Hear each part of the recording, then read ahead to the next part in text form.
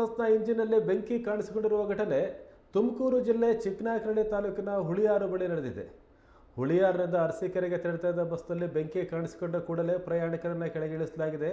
Diesel ಸೋರಿಕೆಯಾಗಿ ಬೆಂಕಿ ಕಾಣಿಸಿಕೊಂಡಿರುವ ಅನುಮಾನ ವ್ಯಕ್ತ ಆಗಿದೆ. ಕೂಡಲೇ ಎಚ್ಚೆತ್ತ ಸ್ಥಳೀಯರು ತಕ್ಷಣ ನೀರು ಹಾಕಿ ಬೆಂಕಿ ನಂದಿಸುವ ಕೆಲಸ ಮಾಡಿದ್ದಾರೆ.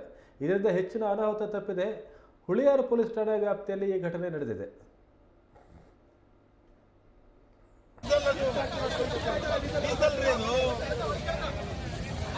ಡೀಸೆಲ್ ಪೈಪ್ ನೀರದು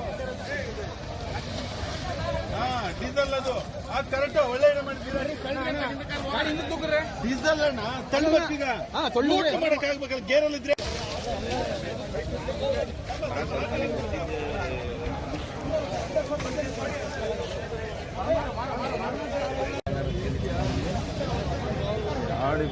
ಗಾಡಿ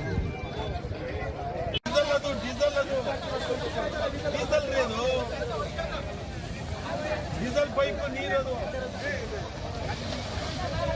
ಡೀಸೆಲ್ ಅದು ಕರೆಕ್ಟ್ ಒಳ್ಳೆ ಡೀಸೆಲ್ ಅಣ್ಣ ತಳ್ಳಬೇಕೀಗ ಮಾಡಕ್ ಆಗ್ಬೇಕಲ್ಲ ಗೇರಲ್ಲಿ ಇದ್ರೆ